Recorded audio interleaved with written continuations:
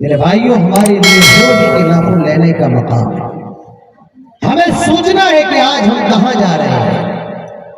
اللہ تعالیٰ نے ہمیں انسان بنایا، دنیا کی سب سے بہترین مخلوق اللہ نے انسانوں کو بنایا ہے۔ دنیا کے اندر بے شمار مخلوقات ہیں،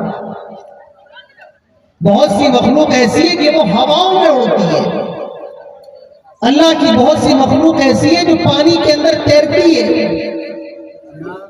بہت سی مخلوق ایسی ہے جو 4 پیروں پہ چلتی ہے۔ اللہ تعالیٰ نے سب سے بہترین انسان کو بنایا ہے۔ میں نے آپ کے سامنے خطبہ مسنونہ میں ایک سورت کی چند آیتیں پڑھی تھی، میں پھر پڑھ دیتا ہوں۔ وَالتِّينِ وَالزَّيْتُونِ وَطُورِ سِينِينَ وَهَذَا الْبَلَدِ الْأَمِينِ لَقَدْ خَلَقْنَا الْإِنسَانَ فِي أَحْسَنِ تَقْوِيمٍ۔ یہ قرآن کی سورت جسے سورت التین کہا جاتا ہے، میرے خیال سے ہم اور آپ میں کوئی ہی ایک ایسا شخص ہوگا جس کو قرآن کی یہ سورت یاد نہ ہو، ورنہ اکثر لوگوں کو یہ سورت یاد ہوگی۔ اللہ تعالیٰ فرماتا ہے والتین، قسم ہے تین کی، والزیتون، اور قسم ہے زیتون کی، وطور سینین، قسم ہے سینہ پہاڑ کی، وہذا البلد الامین، اور قسم ہے اس شہر کی، امن والے شہر کی، یعنی مکہ کی۔ لقد خلقنا الانسان فی احسن تقویم، اللہ تعالیٰ فرماتا ہے ہم نے انسان کو سب سے خوبصورت بنایا، سب سے بہترین سانچے میں ڈالا ہے، ہم نے انسان کو سب سے زیادہ بیوٹیفل بنایا ہے۔ لقد خلقنا الانسان فی احسن تقویم، انسان کو اللہ تعالیٰ نے اپنے ہاتھوں سے بنایا، جنت کے اندر بنایا۔ میرے بھائیوں، کوئی مخلوق میں نہیں جانتا ہوں شاید کوئی ایسی ہو جس کو اللہ تعالیٰ نے جنت کے اندر بنایا ہو، لیکن انسانوں کو جنت کے اندر بنایا۔ اللہ تعالیٰ قرآن کے اندر ارشاد فرماتا ہے، قرآن اٹھاؤ، وَإِذْ قَالَ رَبُّكَ لِلْمَلَائِكَةِ إِنِّي جَاعِلٌ فِي الْأَرْضِ خَلِيفَةً قَالُوا أَتَجْعَلُ فِيهَا مَن يُفْسِدُ فِيهَا وَيَسْفِكُ الدِّمَاءَ وَنَحْنُ نُسَبِّحُ بِحَمْدِكَ وَنُقَدِّسُ لَكَ قَالَ إِنِّي أَعْلَمُ مَا لَا تَعْلَمُونَ۔ سمجھ میں نہیں آ رہا کہ اس میں آواز زیادہ ہے یا اس میں زیادہ ہے۔ یہاں منہ کرتے تو ہلکی ہو جاتی ہے اور یہاں منہ کرتے تو تیز ہو جاتی ہے۔ ایک مائک کا اہتمام کریں، وہ زیادہ بیسٹ رہتا ہے۔ اللہ تعالیٰ فرشتوں سے کہتا ہے انی جاعل فی الارض خلیفہ، آئے فرشتوں میں زمین کے اندر خلیفہ، زمین کے اندر اس کا نائب بنانے والا ہوں، زمین کے اندر انسانوں کو بنانے والا ہوں۔ اس زمین پر، اس دھرتی پر جس میں ہم اور آپ رہتے ہیں، ہمارے رہنے سے پہلے اس دھرتی کے اندر جنات رہا کرتے تھے، آج بھی ہیں، لیکن انسانوں سے پہلے جنات رہا کرتے تھے۔ اللہ تعالیٰ فرماتا ہے آئے فرشتوں میں زمین کے اندر ایک نئی مخلوق پیدا کرنے والا ہوں، میں انسانوں کو پیدا کرنے والا ہوں۔ فرشتے اللہ تعالیٰ سے کہتے ہیں أَتَجْعَلُ فِيهَا مَن يُفْسِدُ فِيهَا وَيَسْفِكُ الدِّمَاءَ، آئے میرے پروردگار، آئے اللہ، آئے میرے رب، تو دنیا میں نئی مخلوق کو کیوں پیدا کر رہا ہے؟ آئے اللہ، دنیا میں انسانوں کو کیوں پیدا کر رہا ہے؟ یہ دنیا میں جا کر خون خرابہ کریں گے، لڑائی جھگڑا کریں گے، ایک دوسرے کی گردنیں کاٹیں گے، ایک دوسرے کو ماریں گے، پیٹیں گے۔ آئے اللہ، تو انسانوں کو کیوں پیدا کر رہا ہے؟ وَنَحْنُ نُسَبِّحُ بِحَمْدِكَ وَنُقَدِّسُ لَكَ، آئے اللہ، کیا ہم تیری عبادت کرنے کے لیے کافی نہیں ہے؟ آئے اللہ، کیا ہماری عبادت کے اندر کوئی کمی رہ گئی ہے؟ اے اللہ کہ ہمارے سجدے اور رکوع کے اندر ہماری تحلیل تمجید تسبیح کے اندر کوئی کمی رہ گئی ہے، اے اللہ کیا ہم تیری عبادت کرنے کے لیے کافی نہیں ہے؟ اے اللہ جس طریقے سے جنات دنیا کے اندر خون خرابہ کرتے ہیں، جب اس نئی مخلوق کو بنائے گا، انسانوں کو بنائے گا، یہ بھی دنیا کے اندر خون خرابہ کرے گی۔ اللہ ہم تیری عبادت کرنے کے لیے کافی ہیں۔ اللہ تعالیٰ فرماتا ہے قال انی اعلم ما لا تعلمون، آئے فرشتوں جو میں جانتا ہوں وہ تم نہیں جانتے ہو، جو مجھے معلوم ہے وہ تمہیں نہیں معلوم ہے، جس چیز کا علم میرے پاس ہے تمہارے پاس نہیں ہے، میں جو جانتا ہوں وہ تم نہیں جانتے ہو۔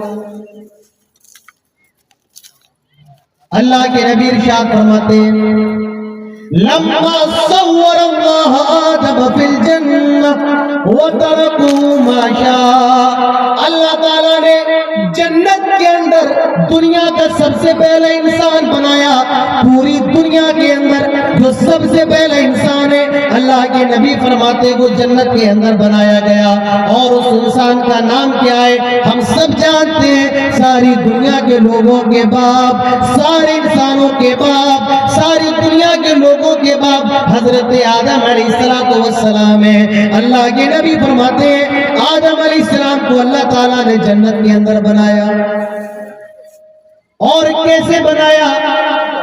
صور اللہ آدم فی الجنہ، جنت کے اندر آدم علیہ السلام کی مورتی کو بنایا گیا، اسٹیچو کو بنایا گیا، مورتی کو بنایا گیا۔ مورتی، اسٹیچو، مورتی دیکھی آپ لوگوں نے؟ جنت کے اندر مورتی کھڑی ہوئی ہے حضرت آدم علیہ السلام کی، اور ابھی اس مورتی کے اندر حضرت آدم کے مجسمے کے اندر اللہ تعالیٰ نے روح نہیں ڈالی ہے۔ حضرت آدم کا اسٹیچو کھڑا ہوا ہے، شیطان گزرا جنت سے، حضرت آدم کو کہاں بنایا گیا؟ جنت کے اندر اسٹیچو کھڑا ہوا ہے، ابلیس کا گزر ہوا، ابھی وہ شیطان نہیں ہے، وہ تو فرشتوں کے اندر تھا، گزرا، دیکھا ارے یہ نئی چیز کیا بنی ہے؟ اچھا اللہ تعالیٰ اسی کے بارے میں ذکر کر رہا تھا۔ حدیث کے اندر آتا ہے ابلیس آدم علیہ السلام کے چاروں طرف گھومنے لگا، جیسے خانہ کعبہ کا طواف کرتے ہیں، ابلیس بھی اس طریقے سے حضرت آدم کی، جیسے یہ والوں کے آدم علیہ السلام کی مورتی ہے، طواف کرنے لگا، گھومنے لگا، اور اس نے اپنی انگلی سے ہلکا سا مارا، ایسے کر کے مارا اس نے۔ جب انگلی سے اس نے مارا تو اس مجسمے کے اندر اسٹیچو سے، باڈی سے آواز آئی، ابلیس سمجھ گیا اللہ کی یہ مخلوق اندر سے بالکل خالی ہے، کیونکہ آواز اسی کے اندر سے آتی ہے جو اندر سے خالی ہوتا ہے۔ ڈھول سے آواز کیوں آتی ہے؟ اس لیے آتی ہے اندر سے خالی ہوتا ہے، اگر اس ڈھول کو بھر دیا جائے تو اس کے اندر سے آواز آئے گی؟ بولو، نہیں آئے گی۔ ابلیس نے وہیں پر انسان کی کمزوری پکڑی ہوئی ہے، اور آج تک ہم سب کو بہکاتا ہوا آ رہا ہے۔ اللہ تعالیٰ نے حضرت آدم علیہ السلام کی مجسمے کو بنایا، وَتَرَكُوا مَا شَاءَ، اور جتنا چاہ اللہ تعالیٰ نے چھوڑ دیا۔ اب وہ کتنا زیادہ وقت ہے یہ اللہ تعالیٰ کو معلوم ہے، ایک سیکنڈ، ایک لمحہ، ایک منٹ، ایک گھنٹہ، ایک دن، ایک مہینہ، ایک سال، اس کا علم صرف اور صرف اللہ تعالیٰ کے پاس ہے۔ اللہ کے نبی ارشاد فرماتے ہیں اللہ تعالیٰ نے آدم علیہ السلام کی مورتی کو بنایا جنت کے اندر، اور اس کو چھوڑ دیا، اور اس کے بعد اللہ تعالیٰ نے روح حضرت آدم کے جسم کے اندر ڈالی، روح پھونکی گئی جنت کے اندر، حضرت آدم علیہ السلام کے جسم کے اندر روح پڑتی ہے، اور جیسے ہی روح حضرت آدم کے جسم کے اندر پڑی، سب سے پہلے آدم علیہ السلام کو چھینک آتی ہے۔ ڈومریا کے لوگوں، یہ اپنے گھر لے کر کے رہے، یہاں سے پہلے تم نے نہیں سنا ہوگا، حضرت آدم کے اندر جب روح پڑی تو جیسے روح آدم علیہ السلام کی پڑتی ہے، سب سے پہلے آدم علیہ السلام کی کو چھینک آتی ہے، چھینک، اور جیسے ہی چھینک آئی، پتہ سب سے پہلے زبان سے کیا نکلا؟ وہی جب ہم سب کو چھینک آتی ہے تو کیا کہتے ہیں؟ بولو، کیا کہتے ہیں؟ وہی لگتا ہے سامنے والے سن رہے ہیں، آپ لوگوں کی آواز نہیں آ رہی، کیا کہتے ہیں؟ الحمدللہ۔ ابھی بھی آواز نہیں آئی، کیا کہتے ہیں؟ الحمدللہ۔ دنیا کے اندر اللہ کے نبی فرماتے ہیں اگر تمہیں چھینک آ جائے تو الحمدللہ کہا کرو۔ یہ کوئی ابھی کا معاملہ نہیں ہے، حضرت آدم علیہ السلام کو چھینک آئی، اور جیسے ہی چھینک آدم علیہ السلام کو آتی ہے، سب سے پہلے آدم علیہ السلام کی زبان سے جو جملہ نکلا وہ یہی تھا، الحمدللہ۔ معلوم یہ چلا انسان کی زبان سے نکلنے والا سب سے پہلا جملہ الحمدللہ، اور جب جنتی جنت میں چلے جائیں گے ان کی زبان سے بھی یہی جملہ نکلے گا، وآخر دعواہم ان الحمدللہ رب العالمین۔ اللہ تعالیٰ نے آدم کو بنایا، اپنے ہاتھوں سے بنایا، جنت کے اندر بنایا، ثم عرضهم على الملائکہ، اور پھر وعلم آدم الاسماء كلها۔ اللہ تعالیٰ نے حضرت آدم علیہ السلام کو ساری چیزوں کا نام سکھا دیا، اس چیز کا یہ نام ہے، اس کو ہوا کہا جاتا ہے، اس کو پانی کہا جاتا ہے، اس کو زمین کہا جاتا ہے، ساری چیزوں کا نام آدم علیہ السلام کو سکھا دیا۔ وعرضهم على الملائکہ، اور اس کے بعد فرشتوں کے سامنے اللہ تعالیٰ نے آدم علیہ السلام کو پیش کیا اور فرمایا، آئے فرشتوں ان چیزوں کے نام بتاؤ۔ فرشتے کہتے ہیں، قال لا علم لنا الا ما علمتنا، آئے اللہ ہمیں تو بس اتنا ہی معلوم ہے جتنا تو نے بتایا ہے، اس سے زیادہ ہم نہیں جانتے ہیں۔ اللہ تعالیٰ حضرت آدم سے فرماتا ہے، اے آدم انبئہم باسمائہم، ان ساری چیزوں کے نام بتاؤ جو ہم نے تمہیں سکھائے ہیں۔ حضرت آدم ساری چیزوں کے نام بتاتے گئے۔ اللہ تعالیٰ فرماتا ہے، وَإِذْ قُلْنَا لِلْمَلَائِكَةِ اسْجُدُوا لِآدَمَ فَسَجَدُوا إِلَّا إِبْلِيسَ أَبَىٰ وَاسْتَكْبَرَ وَكَانَ مِنَ الْكَافِرِينَ۔ اللہ تعالیٰ نے فرشتوں کو حکم دیا اور کیا کہا، اسجدوا لآدم، آئے فرشتوں آدم کو سجدہ کرو۔ فسجدوا، سارے فرشتوں نے سجدہ کیا، الا ابلیس، لیکن ابلیس نے سجدہ نہیں کیا۔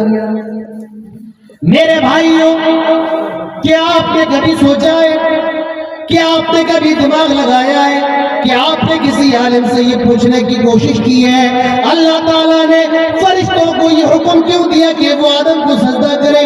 اس کی وجہ میں آپ کو بتاتا ہوں، مولوی عادل اس کی وجہ بتاتا ہے، کیونکہ اللہ تعالیٰ نے حضرت آدم علیہ السلام کو علم سے نوازا تھا، اور فرشتوں کو اللہ تعالیٰ نے اتنا زیادہ علم نہیں دیا تھا جتنا اللہ تعالیٰ نے حضرت آدم کو دیا۔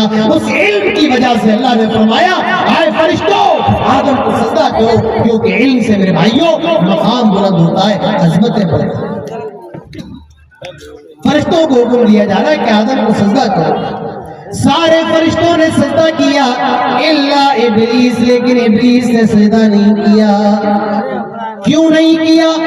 ابا، انکار کر دیا، غرور کر دیا، کہنے لگا خلقتنی من نار خلقتہ من طین، آئے اللہ تو نے مجھے آگ سے پیدا کیا ہے اور آدم کو مٹی سے پیدا کیا ہے، آئے اللہ میں آدم کو کیسے سجدہ کر سکتا ہوں؟ اللہ تو نے اس کو آگ سے بنا، اس کو مٹی سے بنایا ہے اور مجھے آگ سے پیدا کیا ہے۔ آگ جب جلتی ہے تو وہ اوپر کی طرف جاتی ہے اور مٹی اوپر کی طرف نہیں، وہ نیچے ہی رہتی ہے۔ انا خیر من، آئے اللہ میں آدم سے زیادہ بہتر ہوں، کیونکہ تو نے مجھے آگ سے بنایا ہے اور آدم کو تو نے مٹی سے بنایا ہے، لہذا میں آدم کو سجدہ نہیں کروں گا۔ ابلیس نے کیا کہا؟ اللہ میں آگ سے بنایا گیا ہوں اور یہ مٹی سے بنایا گیا ہے، لیکن وہ بھول گیا جو کوالٹی مٹی کے اندر ہوتی ہے وہ آگ کے اندر نہیں۔ آگ تو گھر جلا دیتی ہے، آگ تو فصلیں تباہ کر دیتی ہے، آگ تو گاؤں کے گاؤں جلا دیتی ہے، اور مٹی میں اگر ایک دانہ ڈالو وہ 100 بالیاں نکال دیتی ہے۔ مٹی سے اناج نکلتا ہے، مٹی سے گیہوں نکلتے ہیں، مٹی سے فصل ہوتی ہے، تو مٹی کے سامنے آگ کی کوئی اوقات نہیں ہے میرے بھائیوں۔ کہتا ہے اللہ اس کو تو نے آگ مٹی سے بنایا ہے اور مجھے آگ سے بنایا ہے، لہٰذا میں آدم کو سجدہ نہیں کروں۔ اب آپ یہ بھی کہہ سکتے ہیں کہ جنات تو فرشتہ نہیں تھا، اللہ تعالیٰ فرماتا ہے کان من الجن ففسق عن امر ربی، یہ جناتوں میں سے تھا ابلیس، لیکن یہ اللہ کی اتنی زیادہ عبادت کیا کرتا تھا، اللہ اللہ تعالیٰ نے اس کو فرشتوں کا مقام دے دیا تھا, فرشتوں کا مرتبہ دے دیا تھا. یہ فرشتوں کے ساتھ رہا کرتا تھا, فرشتوں کے ساتھ اللہ کی عبادت کیا کرتا تھا. اسی لیے اللہ تعالیٰ جب یہ حکم دیتا ہے کہ آئے فرشتوں آدم کو سجدہ کرو, تو اس حکم کے اندر ابلیس بھی شامل تھا, لیکن اس نے انکار کر دیا. اب آپ ایک سوال اور کر سکتے ہیں اور مجھ سے یہ بھی کہہ سکتے ہیں, مولانا عادل صاحب, اللہ کے علاوہ کسی کے لیے بھی سجدہ کرنا گوارا جائز نہیں ہے, درست نہیں ہے. اللہ کے علاوہ کسی کے لیے سجدہ کرنا, رکوع کرنا جائز نہیں ہے. پھر اللہ تعالیٰ فرشتوں کو حکم کیوں دے رہا ہے کہ وہ اللہ کو چھوڑ کر آدم کو سجدہ کرے؟ میرے بھائی, اس کا جواب میں آپ کو دیتا ہوں. یہ جو سجدہ ہے, ہم اور آپ جو نماز میں سجدہ کرتے ہیں وہ سجدہ عبادت ہے, عبادت کے لیے کرتے ہیں. اور جو اللہ تعالیٰ فرشتوں کو حکم دے رہا تھا کہ آدم کو سجدہ کرو, وہ عبادت کا سجدہ نہیں بلکہ تعظیم کا سجدہ تھا, عزت کا سجدہ تھا, رسپیکٹ کا سجدہ تھا. اور پچھلے نبیوں کی شریعت کے اندر بھی سجدہ تعظیم کرنا جائز تھا. حضرت یوسف کے واقعے کے اندر آتا ہے, حضرت یوسف علیہ السلام کو ان کے بھائیوں نے, ان کے ماں باپ نے سجدہ کیا, تو یہ سجدہ عبادت نہیں تھا بلکہ یہ سجدہ تعظیم تھا. اور اس کا دوسرا جواب یہ ہے, اللہ تعالیٰ اگر کسی کام کے بارے میں یہ کہہ دے کرو, اور اگر وہ کام حرام ہی کیوں نہ ہو حلال بن جاتا ہے, کیونکہ اللہ تعالیٰ نے کہہ دیا کرو, کام حلال ہو جاتا ہے. جس طریقے سے کسی کو بھی قتل کرنا جائز نہیں ہے, لیکن اللہ نے حضرت ابراہیم علیہ السلام کو حکم دیا تھا, اے ابراہیم اپنے بیٹے کو ذبح کرو, اور ابراہیم ذبح کرنے کے لیے تیار بھی ہو گئے. اللہ نے یہ حکم دے دیا, آئے فرشتوں آدم کو سجدہ کرو. اب یہ سجدہ کرنا ضروری ہے الا ابلیس, لیکن ابلیس نے نہیں کیا. اب نافرمانی کر دی, استکبر, غرور کر لیا, تکبر کر لیا. آئے اللہ میں بڑا ہوں, میں آگ سے پیدا کیا گیا ہوں, آئے اللہ میں اس کو کیسے سجدہ کر سکتا ہوں؟ میرے بھائیوں, زندگی میں کبھی غرور نہ کرنا, کبھی تکبر نہ کرنا, کیونکہ اللہ تعالیٰ کو غرور پسند نہیں ہے. اللہ نے اگر تجھے پیسہ دیا ہے, دینے والا اللہ ہے. اللہ جب چاہے تجھ سے یہ پیسہ بھی چھین سکتا ہے. اللہ نے تجھے عہدہ دیا ہے, دینے والا اللہ ہے. جب چاہے تجھ سے یہ عہدہ بھی چھین سکتا ہے. یہ مکان, یہ بلڈنگ, یہ گاڑی اللہ نے تجھے دی ہے, اور جب چاہے اللہ تعالیٰ تجھ سے یہ چھین بھی سکتا ہے. یہ علم دینے والا بھی اللہ تعالیٰ ہے, اور جب چاہے تجھ سے یہ علم چھین لے. اسی لیے کبھی غرور نہ کرنا. اللہ تعالیٰ فرماتا ہے وَكَانَ مِنَ الْكَافِرِينَ. جب ابلیس نے انکار کر دیا, کس کا انکار؟ سجدے کا, ایک سجدے کا انکار, دو نہیں, تین نہیں, ایک سجدے کا انکار کر دیا کہ اللہ میں آدم کو سجدہ نہیں کروں گا. میرے بھائیو, اللہ نے اس کو کافر قرار دے دیا, کافر. وَكَانَ مِنَ الْكَافِرِينَ. ذرا اندازہ لگاؤ, ہم اور آپ ہر روز کتنے سجدوں کا انکار کرتے ہیں. ہر نماز کے اندر سجدے ہوتے ہیں, ہر رکعت کے اندر 2 سجدے ہوتے ہیں. سنتوں کو ابھی رہنے دو. فرض نماز لے لو, فرض نماز فجر کے اندر 2 رکعتیں, 2 رکعتوں کے اندر 4 سجدے ہیں.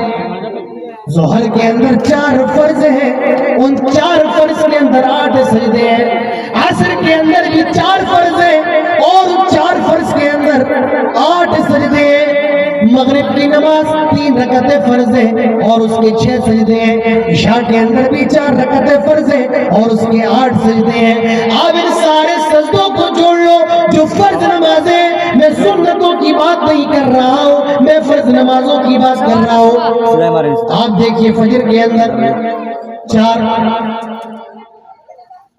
ظہر کے اندر 8, 12 ہو گئی. عصر کی 8,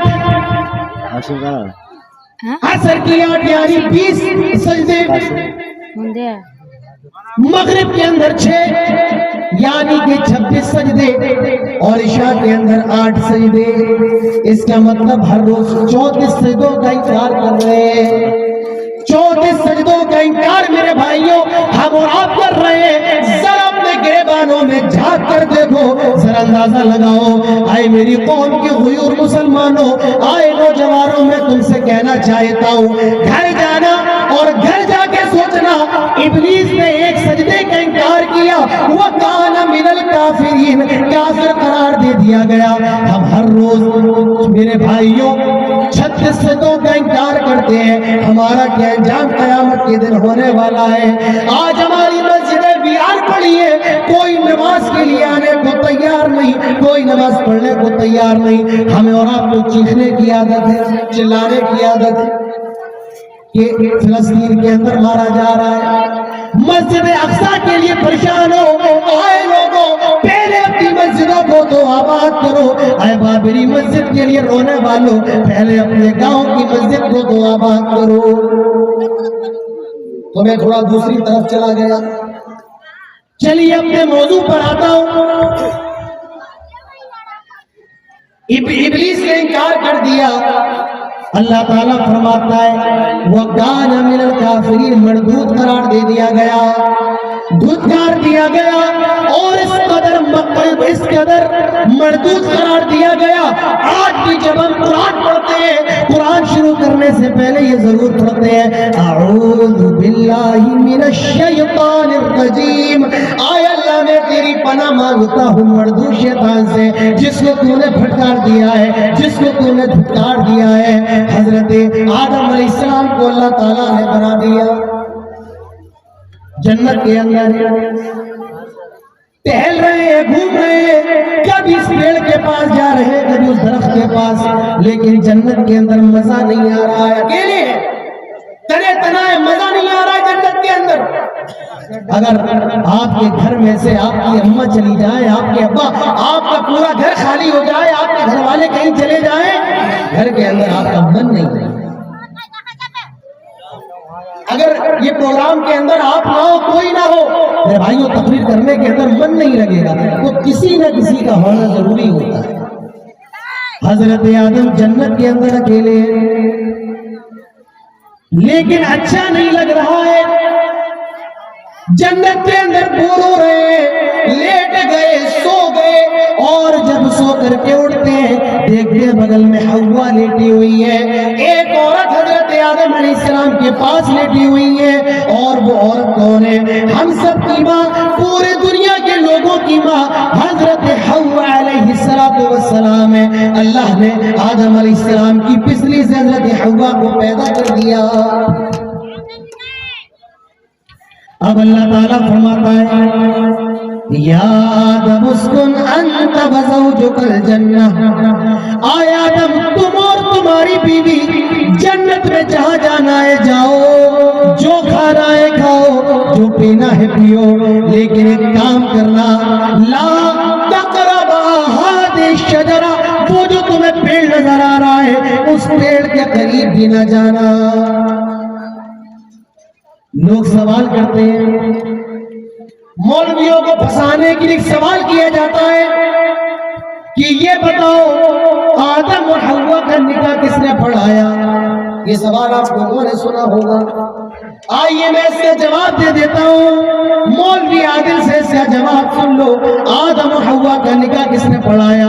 میں نے یہ آیت آپ کے سامنے پڑھی ہے. اللہ تعالیٰ فرماتا ہے یا آدم اسکن انت وزوجک الجنہ, آئے آدم تم اور تمہاری بیوی جنت میں جہاں جانا ہے جاؤ.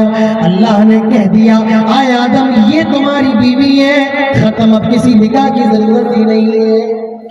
اللہ کا اتنا کہہ دینا آئے آدم بھی تمہاری بیوی ہے, اب کسی نکاح کی ضرورت نہیں. بات سمجھ میں آئی؟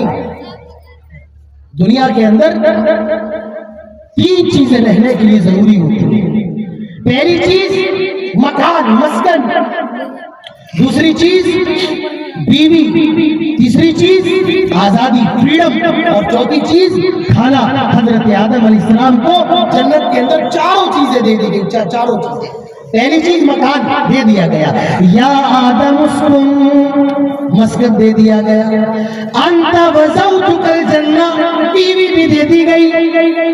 وَكُلَا, کھاؤ پیو, جہاں جانا ہے جاؤ, آزادی بھی دے دی گئی، لیکن ایک کام کرنا، لا تقربا هذه الشجرہ، اس درخت کے قریب نہ جانا۔ اب وہ درخت کس کا تھا یہ اللہ تعالیٰ کو معلوم ہے۔ بہت سے لوگ کہتے ہیں کہ یہ پیڑ انگور کا پیڑ تھا، جن لوگوں کو سیب پسند ہے وہ کہتے ہیں یہ سیب کا پیڑ تھا، جو لوگ آم کھاتے ہیں وہ کہتے ہیں یہ آم کا پیڑ تھا۔ اب وہ پیڑ کس کا تھا یہ اللہ تعالیٰ کو بہتر معلوم ہے۔ اللہ تعالیٰ فرماتا ہے، آئے آدم، آئے حوا، جنت کے اندر جہاں جانا ہے جاؤ، جہاں رہنا ہے رہو، لیکن ایک کام کرنا، لا تقربا هذه الشجرہ، آئے آدم، اے حوا، اس جنت کے درخت کے قریب نہ جانا۔ شیطان آیا، کہنے لگا، آئے آدم، اے حوا، کیا تمہیں معلوم ہے، کیا تم یہ جانتے ہو اللہ تعالیٰ نے تمہیں اس جنت کے درخت کے پھل کو کھانے سے منع کیوں کیا؟ بیچارے کہنے لگے، اللہ تعالیٰ نے کہا، ہم نے مان لیا، اللہ نے روکا، ہم رک گئے۔ اب ابلیس اپنی چال میں پھنساتا ہے اور کہنے لگتا ہے، اے آدم، حوا، ابھی تمہیں جنت کے اس درخت کے بارے میں معلوم نہیں ہے، ابھی تم جانتے نہیں، ابھی تمہیں معلوم نہیں، وہ پیڑ ایک چمتکاری پیڑ ہے، اگر تم اس کا پھل کھا لو گے، ان تکون ملکین او تکون من الخالدین، اس پیڑ کے اندر یہ خاصیت ہے، اگر اس کا پھل کھا لو گے تو تم فرشتے ہو جاؤ گے، ان تکون ملکین او تکون من الخالدین، یا ہمیشہ ہمیشہ جنتی ہو جاؤ گے، کبھی تمہیں جنت سے نکالا نہیں جائے گا۔ آدم اور حوا حیران ہو گئے، کیا اگر اس درخت کا پھل کھا لیں گے تو ہمیں جنتی ہو جائیں گے، کبھی جنت سے نکالا نہیں جائے گا۔ اللہ تعالیٰ اس کے بعد فرماتا ہے، وَقَاسَمَهُمَا إِنِّي لَكُمَا لَمِنَ النَّاصِحِينَ، اب یہ بھی سے قسم بھی کھاتا ہے اور کہتا ہے، اللہ کی قسم، آئے آدم، حوا، میں تمہارا خیر خواہ ہوں، میں کافی سالوں سے جنت کے اندر آتا جاتا رہتا ہوں، مجھے اس جنت کے بارے میں تم سے زیادہ نالج ہے، تمہیں تو جمعہ 4 دن ہوئے ہیں، تم جنت کے بارے میں زیادہ نہیں جانتے ہو، میں تم سے زیادہ جنت کے بارے میں جانتا ہوں، اگر اس کا پھل کھا لو گے تو تم فرشتے بن جاؤ گے، یا ہمیشہ ہمیشہ جنت کے ہو جاؤ گے۔ آدم اور حوا سیدھے سادے بھولے بھالے کہنے لگتے، ٹھیک ہے، اگر ایسی بات ہے تو ہم جنت کے درخت کا پھل کھا لیتے ہیں۔ اللہ تعالیٰ فرماتا ہے، ذاق الشجرہ، اللہ تعالیٰ نے منع کیا تھا، آئے آدم، حوا، جنت کے اس درخت کا پھل نہ کھانا، لیکن آدم اور حوا علیہ السلام نے جنت کے درخت کا پھل کھا لیا۔ اللہ نے منع کیا تھا، آدم، حوا، خبردار خبردار، جنت کے درخت کا پھل نہ کھانا، لیکن آدم اور حوا کو شیطان نے بہکایا، بھرمایا، کیوں؟ بیچارے بھولے والے تھے۔ ہم اور آپ ہوتے شیطان سے کہتے، پہلے تو کھا کے دکھا پھر ہم کھائیں گے۔ کیا کہتے شیطان سے؟ بڑا کہہ رہا ہے جنتی بن جائیں گے، پہلے تو کھا کے دکھا پھر ہم کھائیں گے۔ ہم لوگ تو چالاک ہیں نا۔ آدم اور حوا بیچارے بڑے شریف تھے، کھا لیا، ذاق الشجرہ، کھا لیا۔ اللہ تعالیٰ فرماتا ہے، جب انہوں نے وہ پھل کھایا، وَطَفِقَ يَخْصِفَانِ عَلَيْهِمَا مِنْ وَرَقِ الْجَنَّةِ، جنت کی جو ڈریس ان کے جسموں پر تھی، جنتی لباس تھا، وہ لباس اتر جاتا ہے اور یہ دونوں آدم اور حوا ننگے ہو گئے، برہنہ ہو گئے، اور ان دونوں نے ایک دوسرے کی شرمگاہوں کو دیکھ لیا۔ یہ دونوں برہنہ ہو جاتے ہیں، ننگے ہو جاتے ہیں، اور جنت کے درخت کے جو پتے زمین پر پڑے ہوئے تھے اس کو اٹھا اٹھا کے اپنی شرمگاہوں کو ڈھانپ رہے ہیں، اپنی شرمگاہوں کو چھپا رہے ہیں۔ میرے بھائیوں، شیطان نے حضرت آدم اور حوا کو ایسے ننگا کروا دیا اور ان کی شرمگاہوں کو آپس میں ظاہر کروا دیا۔ حضرت آدم کو ننگا رہنا گوارا نہیں ہے، حوا کو ننگا رہنا گوارا نہیں ہے، فوراً جنت کے درخت کے پتے اٹھائے اور اپنی شرمگاہوں کو چھپا لیا۔ میرے بھائیوں، ننگا رہنا، برہنہ رہنا، بغیر کپڑوں کے رہنا، یہ حضرت آدم کو بھی پسند نہیں ہے، یہ حضرت حوا کو بھی پسند نہیں ہے، لیکن آج نہ جانے آدم کے بیٹوں کو کیا ہو گیا, یہ ہوا کی بیٹیوں کو کیا ہو گیا. دلی چلے جاؤ, بمبئی چلے جاؤ, کلکتہ چلے جاؤ, ارے یہ بھی چھوڑو, یہ تو دور کی بات ہے. آپ سے قریب وراٹ نگر چلے جاؤ, ارریہ چلے جاؤ, اور اندازہ لگاؤ آج لڑکیاں کس طریقے کی ڈریس پہن کر روڈ پر گھوم رہی ہیں کہ اس طریقے کا لباس پہننا اور نہ پہننا دونوں برابر ہے. مردوں کو دیکھو پینٹیں پہنتے ہیں جو یہاں سے پھٹی ہوئی ہے, وہاں سے پھٹی ہوئی ہے. میرے بھائیوں, ننگا رہنا حضرت آدم کو برداشت نہیں ہے, ننگا رہنا انسانیت کے خلاف ہے, لیکن آج کا انسان نہ جانے ننگا رہنے کو کیوں پسند کر رہا ہے. تو میرے بھائیوں, حضرت آدم علیہ السلام, حوا نے غلطی کر دی. اللہ تعالیٰ فرماتا ہے, آئے آدم, آئے حوا, اب ہماری جنت سے نکل جاؤ, اب یہاں پر تمہیں رہنے کے لیے کوئی جگہ نہیں ہے. حضرت آدم اور حوا کو جنت سے نکال دیا گیا اور اس دنیا کے اندر بھیج دیا گیا. کہاں؟ اس دنیا کے اندر. اور اسی آدم اور حوا سے ہم سب پیدا ہوئے. میرے بھائیوں, جنت کے اندر تھے ہمارے ماں باپ آدم اور حوا, دنیا کے اندر ایک غلطی کی وجہ سے آ گئے. کبھی اپنے گھروں پر سوچنا, ہم کہاں تھے, اب کہاں ہیں, اور ہمیں اور آپ کو جانا کہاں پر ہے. ہم اور آپ جنت کے اندر تھے, کیوں آ گئے؟ ہمارے ماں باپ نے غلطی کر دی اور ہمیں جانا کہاں, اسی جنت کے اندر جانا ہے. تو میرے بھائیوں, آدم علیہ السلام دنیا کے اندر ہے, اپنی غلطی کا احساس ہو رہا ہے کہ بہت بڑی غلطی کر دی. اب یہ اللہ تعالیٰ سے دعا کر رہے ہیں, اور کیسی دعا؟ آئے سکھیا, آئے ارریہ کے لوگوں, اپنے رب سے اپنی غلطیوں کی معافی کیسے مانگی جاتی ہے, یہ حضرت آدم سے سیکھو, یہ حضرت حوا سے سیکھو. یہ دونوں دعا کر رہے ہیں, ربنا ظلمنا انفسنا وان لم تغفر لنا وترحمنا لنکونن من الخاسرین. آئے اللہ, ہم نے اپنے نفسوں پر ظلم کیا ہے, اگر تو ہمیں معاف نہ کرے, آئے اللہ اگر تو ہم پر رحم نہ کرے, لنکونن من الخاسرین. اے اللہ, ہم تو خسارہ اٹھانے والوں میں سے ہو جائیں گے. اے اللہ, ہم تو نقصان اٹھانے والوں میں سے ہو جائیں گے. اللہ تعالیٰ فرماتا ہے, فتلقى آدم من ربی کلمات فتاب علیہ.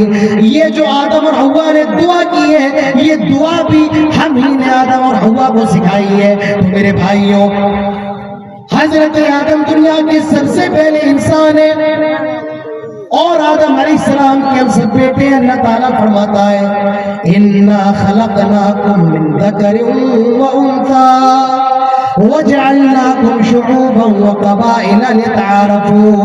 آئے لوگوں, ہم نے تمہیں ایک ہی ماں باپ سے پیدا کیا ہے, ایک نر اور ایک مادہ سے وجود بخشا ہے. تمہارے باپ کا نام آدم ہے, تمہاری ماں کا نام حوا ہے. ہم نے تمہیں آدم اور حوا سے پیدا کیا. وَجَعَلْنَاكُمْ شُعُوبًا وَقَبَائِلَ لِتَعَارَفُوا. اور پھر ہم نے تمہیں گروہوں میں بانٹ دیا, قبیلوں میں تقسیم کر دیا. لِتَعَارَفُوا, تاکہ تم ایک دوسرے کو پہچان سکو.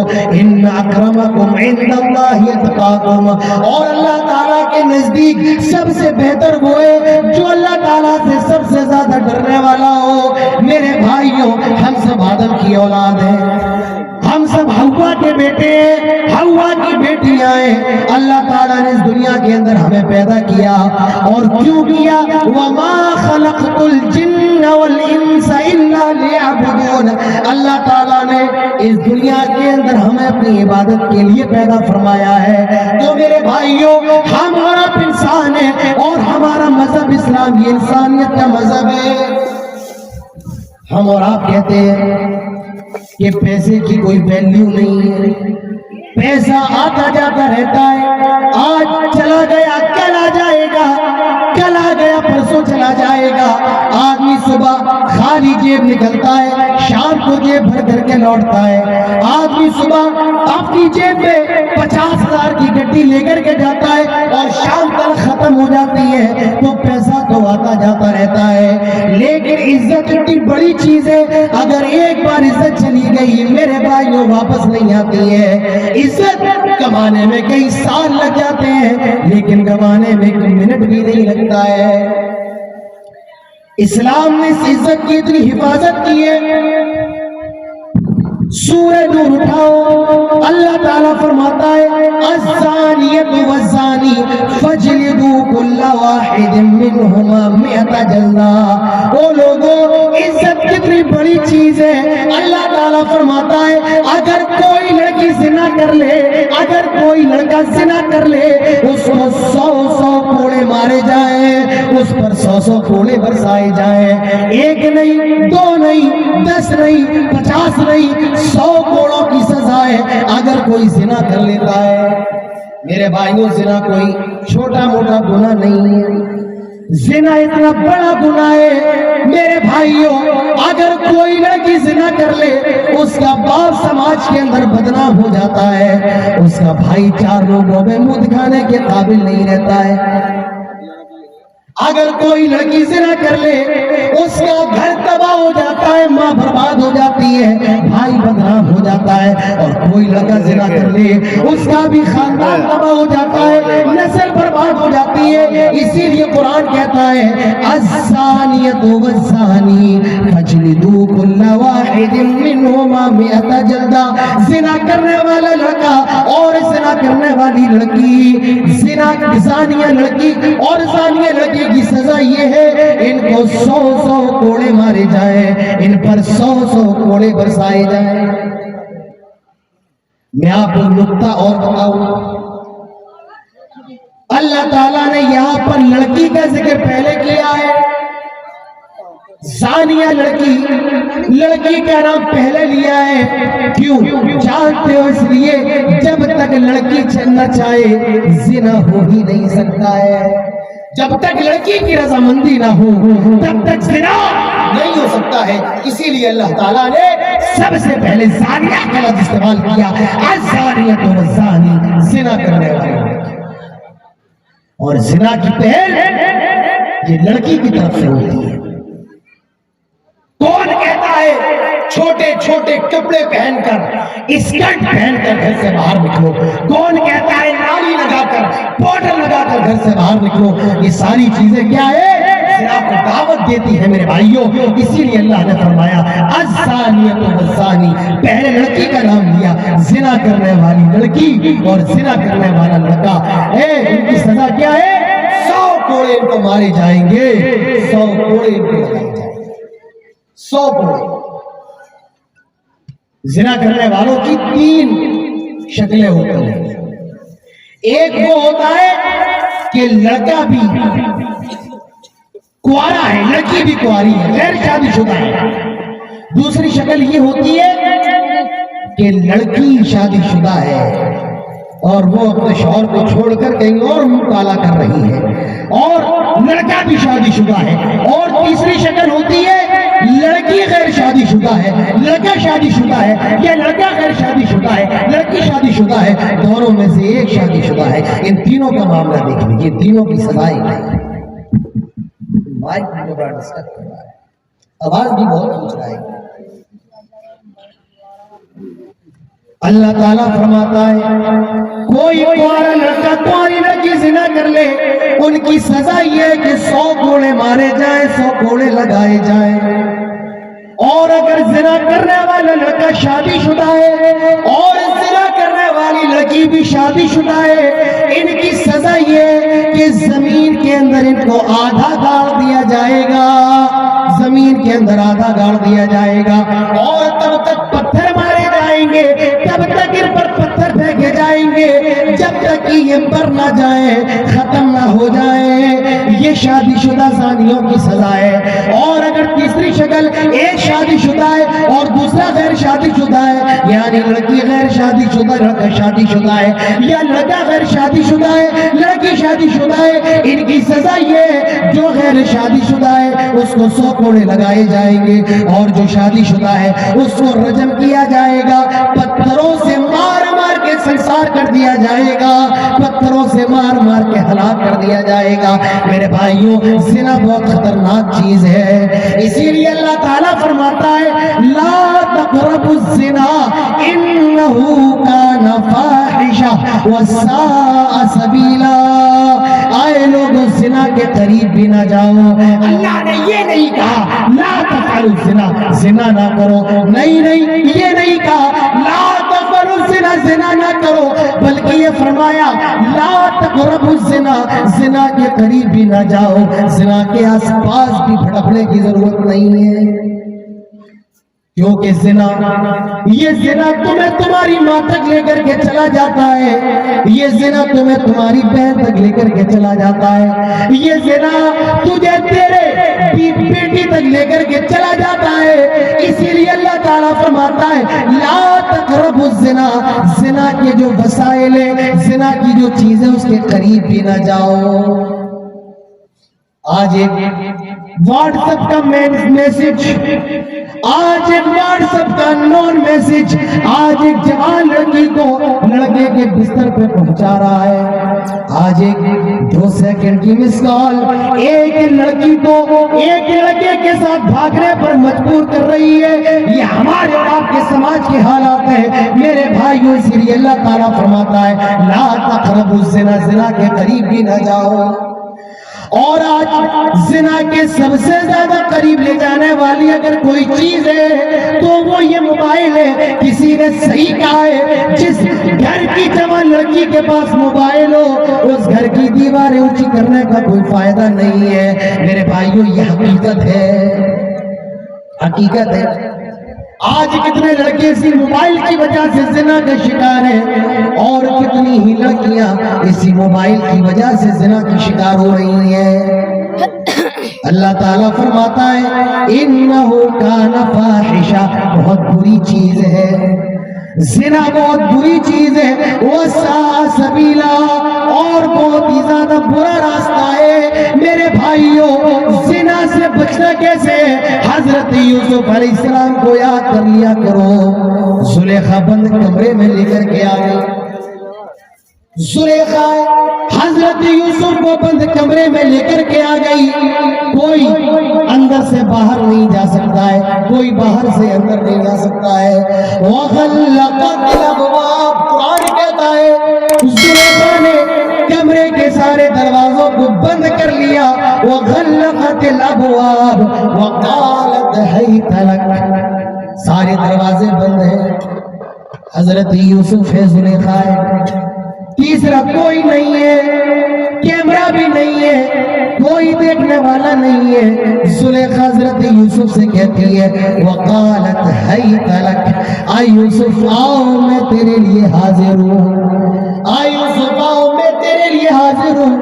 मेरे नौजवानों, जरा अपने गिरेबान को छाप करके देखो, जरा अपने गिरेबान में मुंह डालो और मुझे बताओ, तुम अगर हजरत यूसुफ की तरह होते, तुम अगर हजरत यूसुफ की जगह होते और जुलेखा की तरह कोई लड़की तुम्हें दावत गुनाह देती, ज़िना की दावत देती, तो बताओ तुम्हारा क्या हाल होता? अपने हाथ से सवाल करो। हजरत यूसुफ से जुलेखा कहती है वक़ालत हैत लक, आ यूसुफ आओ मैं तेरे लिए हाजिर हूँ, आ यूसुफ जो करना है कर लो। हजरत यूसुफ की जुबान से निकलता है क़ाल मआज़ल्लाह, अल्लाह की पनाह, इन्नहु रब्बी अहसन मथवाई इन्नहु ला युफ्लिहु ज़ालिमून। आए जुलेखा, ये तू क्या कह रही है? आए जुलेखा, ये कैसी बेकी बातें कर रही है? बिल्कुल नहीं, हरगिज़ नहीं, मैं तेरे साथ ये गलत काम नहीं कर सकता हूँ। वस्तबक़ल बाबा वक़द्दत क़मीसहु मिन दुबर वअल्क़ा या सय्यदहा लदल बाब। हज़रत यूसुफ अलैहिस्सलाम दरवाजे की तरफ भागते हैं, दरवाजे की तरफ दौड़ते हैं। मेरे भाइयों, ये हज़रत यूसुफ अलैहिस्सलाम है। जुलेखा जवान लड़की है, खूबसूरत लड़की है, लेकिन ज़िना की तरफ बुला रही है। हजरत यूसुफ ने मना कर दिया। क्या आज हमारा मामला भी ऐसा ही है? क्या आज हम भी हजरत यूसुफ अलैहिस्सलाम की तरह है? जवाब होगा नहीं, नहीं मेरे भाइयों, आज हमारा ऐसा मामला नहीं है। کے نبی فرماتے ہیں سبعۃ یظلھم اللہ فی ظلہ یوم لا ظل الا ظلہ، کل قیامت کے دن جب اللہ تعالیٰ کا عرش کے سائے کے سوا کوئی سایہ نہ ہوگا، 7 قسم کے لوگ اللہ تعالیٰ کے عرش کے سائے میں ہوں گے۔ اس میں کوئی نوجوان بھی ہوگا جس کو کسی عورت نے زنا کی دعوت دی ہو، زنا کی طرف بلایا ہو، اور وہ کہنے لگتا ہو قال انی اخاف اللہ، میں اللہ تعالیٰ سے ڈرنے والا ہوں۔ ایسا نوجوان کل قیامت کے دن، قیامت کے روز، پرلے کے دن، قیامت کے دن اللہ تعالیٰ کے عرش کے سائے میں ہوگا، جس دن میرے بھائیوں کو یہ سایہ نہیں ہوگا۔ زنا بہت بری چیز ہے، نوجوانوں اپنی جوانی کی حفاظت کرو۔ آئیے میں آپ کو ایک واقعہ سناؤں، اور یہ واقعہ سید نذیر حسین محدث دہلوی کی کتاب کے، محدث دہلوی کے زمانے کا واقعہ ہے۔ آپ نے سنا ہوگا سید محدث نذیر حسین دہلوی کا نام، ان کے مدرسے کے شاگرد تھا۔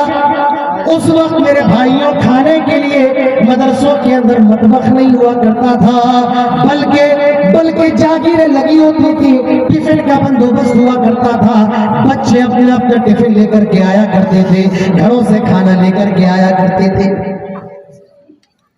ایک لڑکا جس گھر سے کھانا لے کر کے آتا تھا، اس گھر کی لڑکی کی نگاہ اس لڑکے پر خراب ہو گئی۔ ایک دن یہ لڑکا رات میں کھانا لینے کے لیے جاتا ہے، اس لڑکی کے گھر پہ کوئی موجود نہیں ہے، اس کا باپ بھی نہیں ہے، اس کی ماں بھی نہیں ہے، اس کا بھائی بھی نہیں ہے، کوئی نہیں ہے۔ یہ اپنا ٹفن لے کر کے جاتا ہے تاکہ کھانا مل جائے۔ وہ لڑکی اس کو زنا کی دعوت دیتی ہے اور کہنے لگتی ہے آئے نوجوان، آج میرے گھر میں کوئی نہیں ہے، نہ تو میرا باپ ہے، نہ میری ماں ہے، نہ میرا بھائی، نہ میری بہن ہے، آج جو کرنا ہے میرے ساتھ کر لے۔ وہ لڑکا حیرت میں پڑ گیا، کہا کیا؟ میرے ساتھ زنا کرو۔ اس نے منع کر دیا، نہیں میں تیرے ساتھ زنا نہیں کر سکتا ہوں۔ وہ لڑکی اس کو بہکانے لگتی ہے اور کہنے لگی اگر تو میرے ساتھ زنا نہیں کرے گا میں ابھی شور مچا دوں گی اور یہ کہوں گی کہ تو میری عزت پر ڈاکہ ڈال رہا ہے، پورے گاؤں کے اندر بدنام ہو جائے گا، پوری دلی کے اندر تو بدنام ہو جائے گا، لہٰذا تجھے میرے ساتھ زنا کرنا پڑے گا۔ اب یہ بیچارہ لڑکا بڑا پریشان ہے، میں کیا کروں؟ یہ لڑکی کہہ رہی ہے میرے ساتھ زنا کرو، اگر نہیں کرتا ہوں تو یہ شور بچائے گی، چلائے گی اور کہے گی کہ میرے ساتھ زبردستی کرنے کی کوشش کر رہا تھا۔ میرے بھائیوں، عورتوں کی چال بڑی خطرناک ہوتی ہے۔ جی ہاں،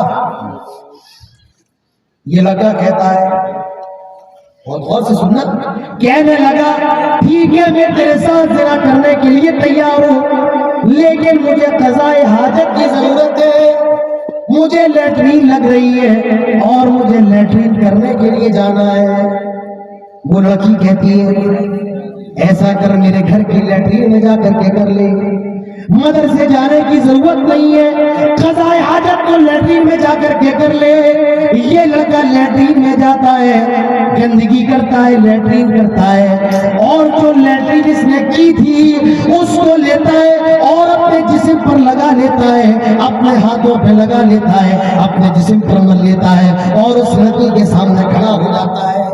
لڑکی نے دیکھا چھی لیٹرین لگا گیا، چلا گیا، بنا دیا اس نے، بنا دیا، چلا گیا۔ اتنی ہی رات میں سردی کی رات ہے، یہ میرے بھائیوں آپ کے ارریہ کی طرح سردی نہیں، دلی کی سردی بہت خطرناک ہوتی ہے، دلی کی ٹھنڈی بہت خطرناک ہوتی ہے۔ یہ ٹھنڈی کی رات میں اپنے مدرسے لوٹ کر کے آیا اور اس نے اتنی رات میں ٹھنڈے پانی سے غسل کیا۔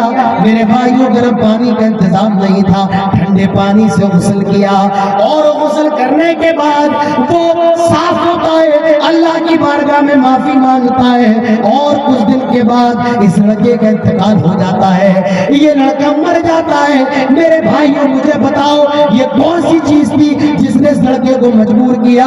اس لڑکے کی پاک دامنی تھی۔ میرے نوجوانوں، اپنی جوانی کی حفاظت کرو۔ اللہ کے نبی نے جوانی کی حفاظت کا طریقہ بتایا ہے، اور وہ کیا طریقہ ہے؟ اللہ کے نبی فرماتے ہیں یا معشر الشباب، اے نوجوانوں کی جماعت، من استطاع منکم الباء، اگر تمہارے اندر شادی کرنے کی طاقت ہے فلیتزوج، جلدی سے شادی کر لو۔ آپ نے یہ نہیں فرمایا شادی کر لینا بعد میں کر لینا، 1 سال کے بعد کر لینا، نہیں، آپ نے فرمایا فلیتزوج، شادی کر لو۔ شادی کا فائدہ کیا ہے؟ فَإِنَّهُ أَغَضُّ لِلْبَصَرِ، شادی کرنے کے بعد نگاہیں جھک جاتی ہیں، نگاہیں نیچی ہو جاتی ہیں۔ شادی کا پہلا فائدہ کیا ہے؟ جتنے کنوارے ہیں ان کو دیکھیے گا، ان کی نظریں چکر مکر کرتے ہیں، اور جب آدمی کی شادی ہو جاتی ہے اس کی نگاہیں جھک جاتی ہیں۔ اور دوسرا فائدہ وَأَحْسَنُ لِلْفَرْجِ، شرمگاہ کی حفاظت ہو جاتی ہے۔ شادی کا پہلا فائدہ یہ ہے نظریں جھک جاتی ہیں، دوسرا فائدہ یہ ہے کہ شرمگاہ محفوظ ہو جاتی ہے۔ اللہ کے نبی فرماتے ہیں اگر تمہارے اندر شادی کرنے کی طاقت نہیں ہے، فرمایا ایسا کرو روزہ رکھ لو، فَإِنَّهُ لَهُ وِجَاءٌ، روزہ یہ گناہوں سے بچنے کا ڈھال ہے۔ میرے بھائیوں، شادی کر لو، اگر اپنی جوانی کی حفاظت کرنا ہے شادی کرو، اور یاد رکھو یہ شادی کرنا فرض ہے، فرض ہے، فرض ہے۔ آپ کہیں گے مولانا صاحب شادی کرنا تو سنت ہے، نکاح کرنا سنت ہے، لیکن ایک وقت ایسا بھی آ جاتا ہے میرے بھائیوں جب نکاح کرنا فرض ہو جاتا ہے۔ جی ہاں، کوئی نئی بات نہیں ہے، یہ بہت پرانی بات ہے، نکاح کرنا فرض ہے۔ آدمی جوان ہو گیا ہے، لڑکا جوان ہو گیا ہے، کمانے بھی لگا ہے، اور اس کو یہ ڈر ہے اگر وہ شادی نہیں کرے گا تو زنا کے اندر مبتلا ہو جائے گا، اگر وہ شادی نہیں کرے گا زنا کا شکار ہو جائے گا۔ ایسے نوجوان لڑکے پر شادی کرنا فرض ہے، اور جس لڑکی کو یہ خطرہ ہو کہ وہ زنا کا شکار ہو سکتی ہے، اس کے گارجین کو چاہیے، اس کے ذمہ داران کو چاہیے وہ اس لڑکی کی جلدی شادی کروا دے۔ اللہ کے نبی فرماتے ہیں اے لوگوں جلدی سے شادی کر لو۔ لیکن آج لڑکوں کی عمر 25 سال کی ہو گئی، 27 سال کی ہو گئی، 30 سال کی ہو گئی، گھروں میں کنوارے بیٹھے ہوئے، بیچاری لڑکیاں بھی کنواری بیٹھی ہیں۔ کیوں؟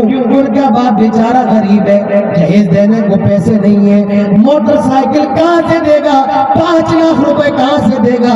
میرے بھائیوں، اس جہیز کو اپنے سماج سے ختم کیجئے، یہ جہیز سب سے بڑا ناسور ہے۔ اور میں ان والدین سے بھی کہنا چاہتا ہوں جن کی جوان بیٹیاں ہیں، جب تمہیں نیک لڑکے مل جائیں، دیندار لڑکے مل جائیں، اپنی بیٹیوں کی شادی کر دو۔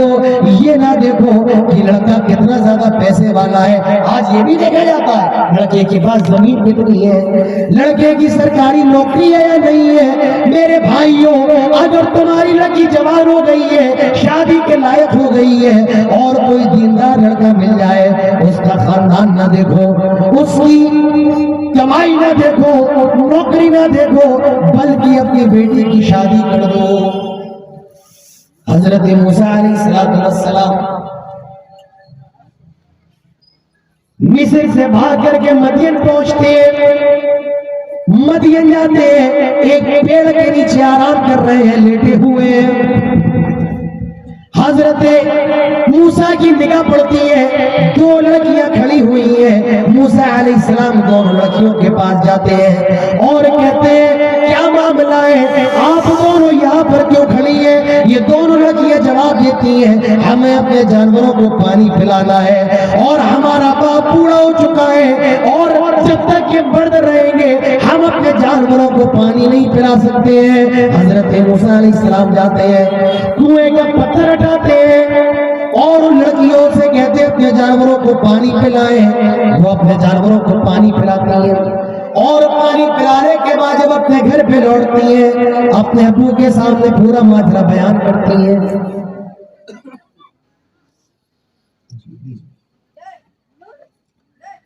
آئے ابو ایک آدمی نے مدد کی ہے، اور یہ ابو کون ہے؟ حضرت شعیب علیہ السلام، یہ بھی نبی ہے۔ یہ لڑکیاں کہتی ہیں اے ابو فلاں شخص نے ہماری مدد کی ہے، ایسا کریں آپ اس کو کچھ پیسہ دے دیں، کچھ اجرت وغیرہ دے دیں۔ حضرت شعیب نے کہا جاؤ اس کو بلا کر کے لاؤ۔ ایک لڑکی آتی ہے حضرت موسیٰ کے پاس، اور کیسے آئی؟ تمشی علی استحیاء، بڑے شرماتے ہوئے آئی، شرم و حیا کا دامن لپیٹ کر کے آئی، اور کہنے لگی آپ کو ابو بلا رہے ہیں، چلیے آپ کو میرے والد صاحب بلا رہے ہیں۔ حضرت موسیٰ گئے، حضرت شعیب نے پوچھا آپ کون ہیں، کہاں سے آئے؟ حضرت موسیٰ نے پورا معاملہ بیان کیا کہ مجھ سے قتل ہو گیا تھا اور میں مصر سے بھاگ کر کے آ رہا ہوں۔ حضرت شعیب کہتے ہیں موسیٰ اب آپ کو پریشان ہونے کی ضرورت نہیں ہے، یہ شہر فرعون کی حکومت میں نہیں آتا ہے اور فرعون یہاں تک نہیں پہنچ پائے گا۔ اب حضرت شعیب موسیٰ علیہ السلام کو پیغام نکاح دیتے ہیں، کیا کہتے ہیں؟ آئے موسیٰ میں یہ چاہتا ہوں اپنی ایک بیٹی کا نکاح تمہارے ساتھ کر دو، اور شرط پر کر دو کہ 8 سال تک تم میری خدمت کرو گے۔ کتنے سال؟ 8 سال تک میری خدمت کرو گے، اور اگر 10 سال کرتے ہو تو یہ اور زیادہ اچھا ہے۔ حضرت موسیٰ تیار ہو گئے۔ حضرت شعیب نے یہ نہیں دیکھا کہ حضرت موسیٰ کتنا زیادہ کماتے ہیں، ان کے پاس پیسہ کتنا زیادہ ہے، ان کو تو معلوم ہے بیچارہ مصر سے بھاگ کر کے آ رہا ہے، کپڑے بھی پھٹے ہوئے ہیں، کھانے کو نہیں ہے، پینے کو نہیں ہے، لیکن حضرت شعیب نے دینداری دیکھی اور اپنی بچی کا نکاح کر دیا۔ میرے بھائیوں دیندار لڑکا مل جائے اپنی بچیوں کا نکاح کر دو، شادی میں تاخیر نہ کرو۔ کیوں؟ اسلام عزت کی حفاظت چاہتا ہے۔ جب شادیاں جلدی ہوگی میرے بھائیوں عزت محفوظ ہوگی، اور جب عزت محفوظ ہوگی تو نسل کی بھی حفاظت ہوگی۔ ہمارا مذہب تو وہ مذہب ہے جو ولد الزنا کو، ایک لڑکا جو زنا کے ذریعے دنیا کے اندر آیا ہے اس کو بھی دنیا کے اندر رہنے کا پورا ادھیکار ہے۔ اگر وہ حافظ قرآن بن جائے تو اس کو بھی امامت کروانے کا پورا حق ہے، وہ آپ کی جامع مسجد کے اندر جمعے کا خطبہ بھی دے گا اور اسے روکا نہیں جائے گا، اسے وراثت میں بھی حصہ دیا جائے گا۔ ہاں یہ الگ بات ہے کہ باپ کی وراثت سے نہیں لیکن ماں کی وراثت سے اس کو حصہ ملے گا۔ تو اسلام یہ شانتی کا مذہب ہے۔ میرے بھائیوں میرا وقت پورا ہو گیا ہے، ورنہ کہنے کو اور بھی باتیں تھی۔ ابھی یہ میں نے جو موضوع اٹھایا تھا اسلام اور انسانیت، میرے حساب سے یہ موضوع ابھی میرا آدھا بھی کمپلیٹ نہیں ہوا ہے۔ آدھا ہونا تو دور کی بات ہے، آدھا بھی کمپلیٹ نہیں ہوا۔ انشاءاللہ پھر کبھی کسی موقع پر اس موضوع کو پورا کریں گے۔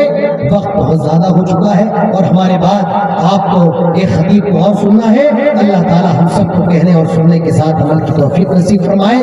اللہ تعالیٰ سے دعا ہے جتنے بھی لوگوں نے اس پروگرام کے اندر محنتیں کی ہیں اور قربانیاں دی ہیں اللہ تعالیٰ ان کی محنتوں کو قبول فرمائے۔ اللہ تعالیٰ سے دعا ہے جب تک ہم زندہ رہیں توحید پر، اسلام پر، اور خاتمہ ہو تو ایمان پر۔ اقول قولی ھذا واستغفر اللہ لی ولکم ولسائر المسلمین وما توفیقی الا باللہ وما علینا الا البلاغ وآخر دعوانا الحمد للہ رب العالمین۔ السلام علیکم ورحمۃ اللہ وبرکاتہ۔